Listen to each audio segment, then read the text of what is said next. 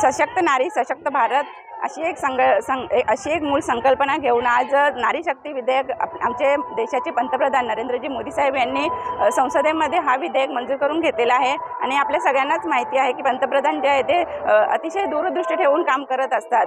आणि आज हा विधेयक जो मंजूर झालेला आहे तो विधेयक म्हणजेच महिलांना राज्यसभेमध्ये आणि विधानसभेमध्ये 33% आरक्षण।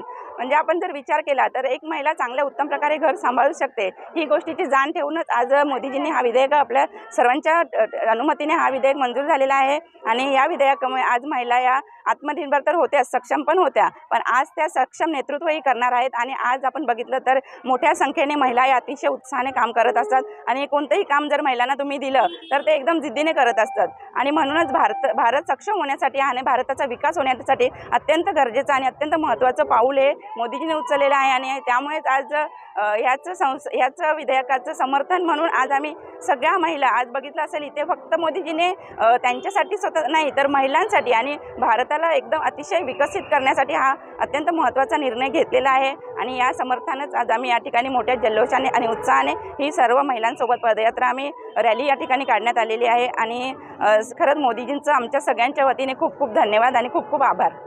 भारताचे पंतप्रधान नरेंद्र मोदी साहेब यांचे मी आभार मानेन की त्यांनी महिलांसाठी जे आपलं 33% आरक्षण विधानसभेत आणि लोकसभेमध्ये तसेच आपल्या महानगरपालिकेमध्ये जे आम्हाला महिलांना पुढे नेण्याचा जो प्रयत्न केलेला आहे। आणि ही नारी शक्ती एक आपल्या समाजासाठी आपला परिवार आणि आपला जे आपले समस्या जे काही असतील त्या पुढे घेऊन जाण्याचा हा महिलांचा एक उपक्रम असतो। आणि त्या उद्देशाने हा जो नारी शक्ती ही आपल्या महिलांना पुढे नेण्यासाठी हा खूप महत्त्वाचा आहे। महिलांना राजकारणात नवीन संधी मिळणार आहे तर आपण काय आव्हान करणार महिलांना?